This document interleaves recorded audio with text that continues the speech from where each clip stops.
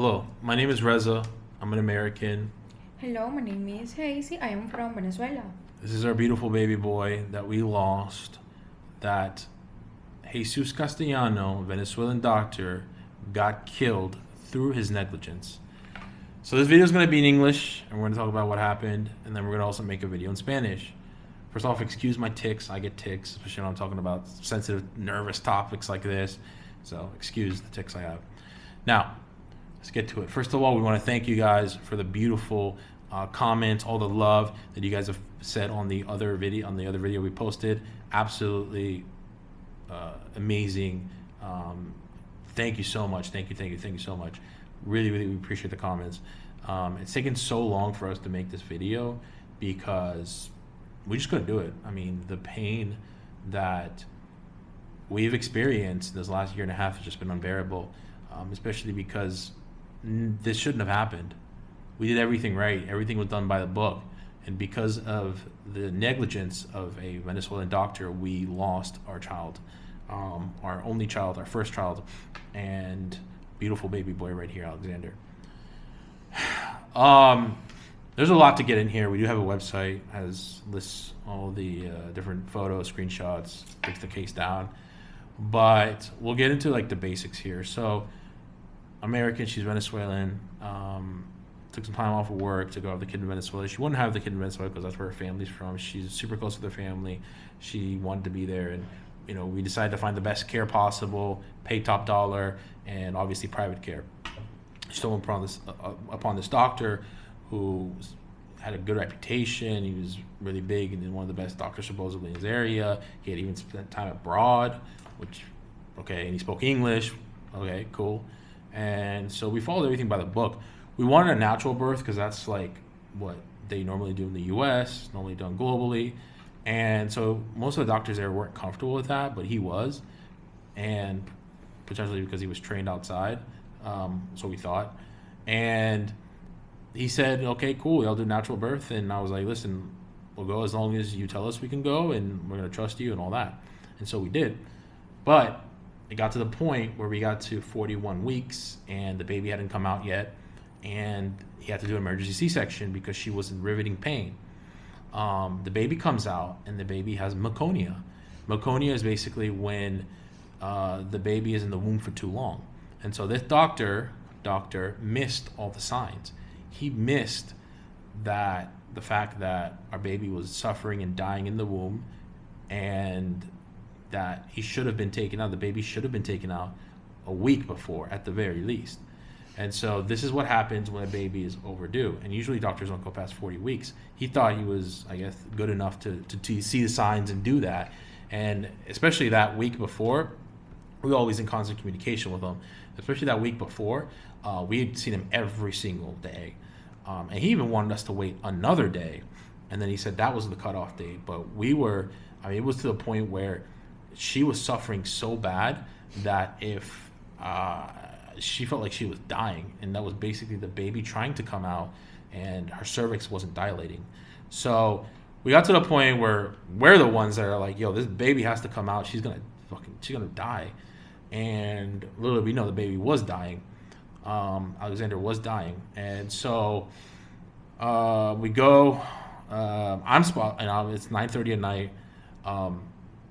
I'm supposed to be there for the live birth. I'm in the the hospital gown or whatever, got the scrubs and all that stuff, and I'm waiting for him to let me come in. And next thing you know, I hear Alexander crying. I'm like, yo, what the hell? I'm supposed to be in there. And then I come in, and he's like, well, I was gonna let you in, but I saw something I didn't like, so I just took the baby out right away. I'm like, oh, really? He's like, yeah, but everything's fine. I'm like, okay. And he's like, if you guys waited a little bit longer, it would have been bad. I'm like, what? He's like, no, it's fine. So he takes a photo with us, smiling, and tells us everything is fine. So he leaves literally right away. He doesn't stay to make sure the baby's all right. He just dips. And this hospital, we'll get into it later, but this hospital really sucked. And they didn't have any specialists there at the time. We thought this was one of the top hospitals. When Alexander was born, he was handed to a nurse, and then a nurse was supposed to take care of him and all that, and then give him to us. And instead of giving him to us, we within 30 minutes were told that there was something wrong with him. I go to see him, and he's like in a, I don't know if it's an incubator, but it's in some kind of device, but it's not like a full incubator. And I see him gasping for air, like he's breathing super, super fast, but he's like awake, he's conscious. And she's like, I'm not fully understanding what she's saying, but she's explaining what's going on. And I just see him gasping for air, and it's breathing super fast. And he's like, you can talk to him, you can touch him. And I'm like, I put my finger in a little hole to like grab his hand, and at first he pulled away because he didn't know who I was. And then I said, Alexander, his voice, my voice that he's heard so many times, he had heard so many times in the womb. And so I said that, and then he grabbed, I'll never forget this moment, he grabbed my finger and started squeezing it. He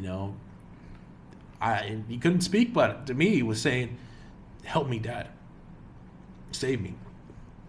And I'll never get over the fact that I couldn't save him. That I couldn't save him. And I suffer with that every single day.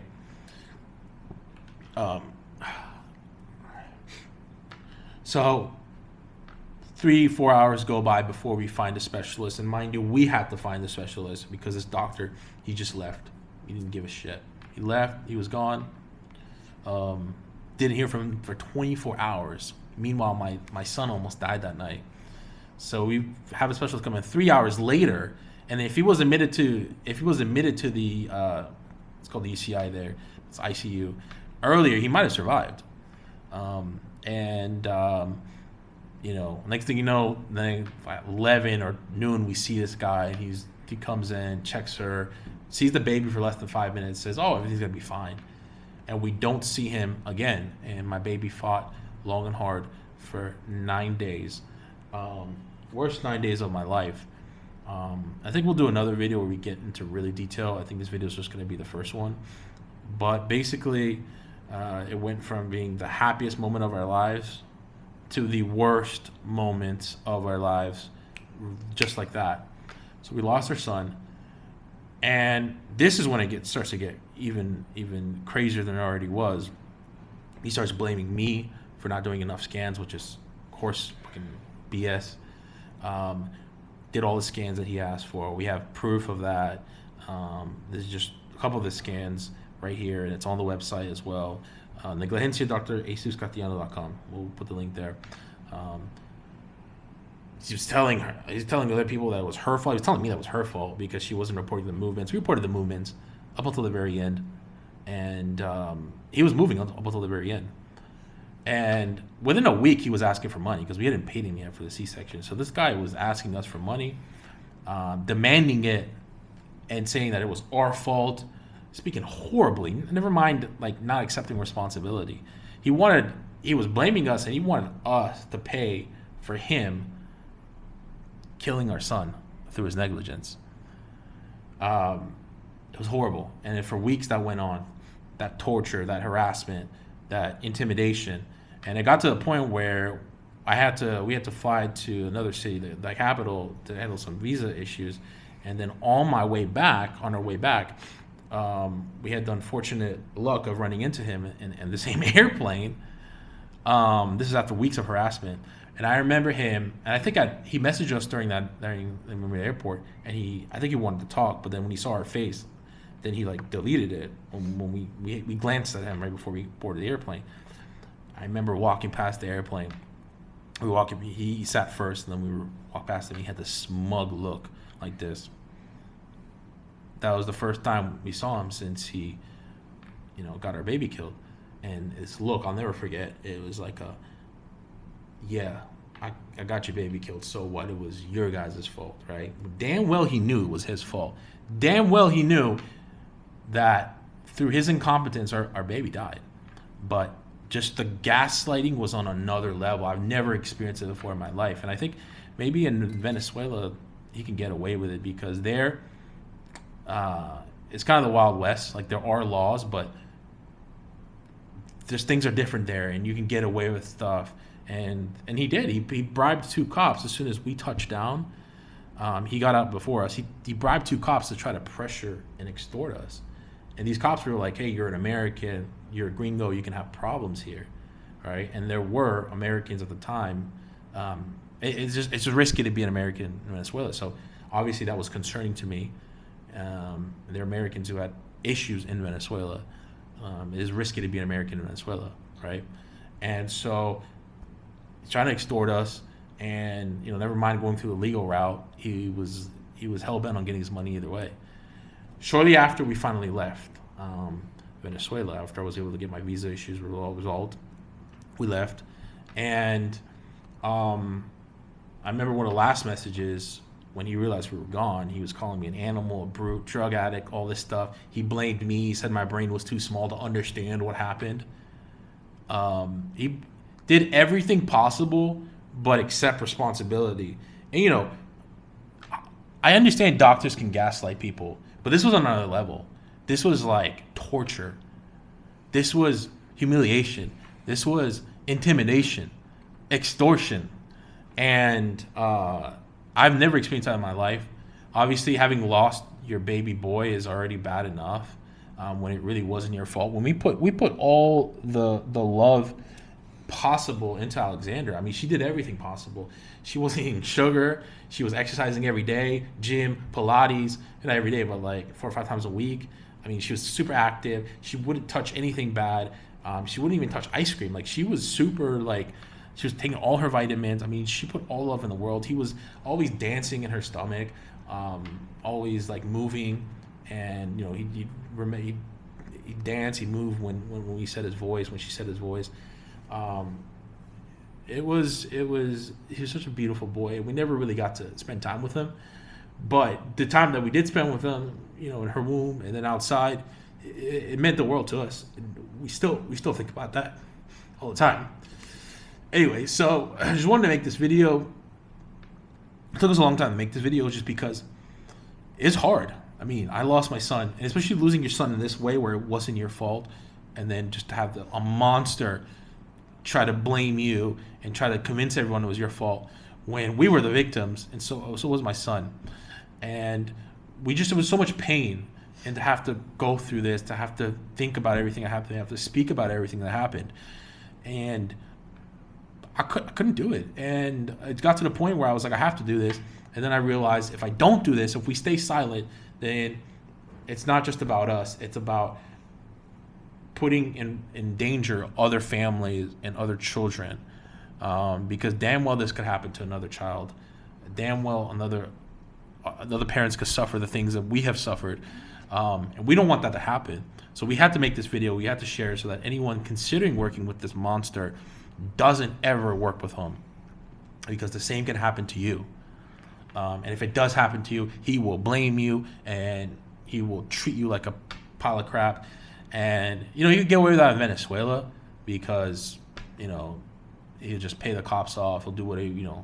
Over there, laws are different, and laws aren't really applied equally over there. So he could do what he wants in Venezuela, but we're out now, and we're sharing our voice, and we don't want. And I'm sure this happened before, but I think most people can't really share their voice. We can. We have a voice. Alexander doesn't have a voice anymore, but we do, and we don't want this to happen to anyone. It's not just about revenge. It's about justice, but it's about saving lives. We want to save lives. We don't want this to happen to another child. We don't want a family to go through this. So please, share this video. We'll list his Instagram. Share this video so that other families don't have to go through this ever. We don't want anyone to go through this. We want to save lives here. We want to save lives. We don't want any other family to deal with what we dealt with. We don't want any families to deal with the pain that this monster caused us. So please share this video. Even if we save one life, that will be worth the pain we have gone through, and that will make Alexander's short life in this world, that will make a difference for his legacy. Obviously, we're so happy we got to meet him, and we're so happy a lot of you got to enjoy the video. And that was hard making that video that I made. It was really hard Sorry, I'm looking. I'm trying to make this video not go too long. It was really hard making that video. The one I made about a year ago, and I appreciate all the beautiful love and comments. It kept me going last year. I just couldn't really respond yet because it was just so hard. But every time I see a notification, it made me feel good. And it hurt at the same time because I think about what happened. But anyways, this video isn't perfect, but we had to get something out. And please check out the website, share this video. We have an Instagram. We're gonna post the link. Justicia para Alexander. We're gonna post the link below, and we'll post the doctor's Instagram below. Help us get justice. Help us make sure this doesn't happen to other parents. If you want to donate, we'll put a GoFundMe link. Although we're not really asking for money. We just spent like $20,000 in the ICU there. But what we need help with is making sure that this does not happen to any other parents. So that's what we're asking for. Anyways, thank you for all the love and support. Please protect your children. They're the most valuable thing in this world. That once you lose them, you don't know what it's like. So that's all I have to say for now. Probably make other videos at some point. But yeah, follow us and please share. Thank you.